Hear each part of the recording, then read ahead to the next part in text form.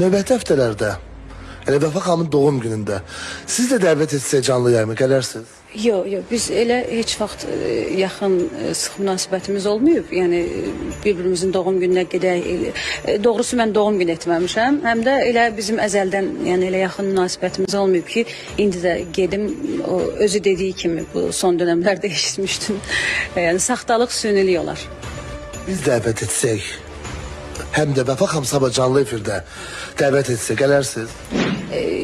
Yox, onu kadr arxası bəlkə təbrik eləyərəm. Nə zamansa qismət olarsa, Allah təbim sağlam ömür verərsə təbrik eləyərəm.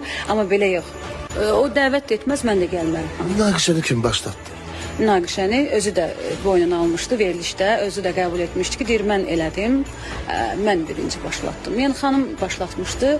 Ona görə də mən cavabımdan bitdi o. Çünki aramızda boyda söz-söhbət olub, ondan sonra da müsahibələr olub, nə bilim biz olan səhnə, nə bilim mən olan səhnə, belə bir söhbətlər olub. Artıq tamaşaçını aldatmış kimi olar. Amma belə durum mən onunla hər gün bir araya gəlim, yaxın olum, elə şey olmayıb. Mən zəng etsəm hal-hazırda, telefonla zəng etsəm Vəfa xanıma ki, bir də təbrik edin də, çünki sizi izləyir, həm bayram yaxınlaşır, həm doğum günü yaxınlaşır. İstəyirsə qoy o təbrik edeyim.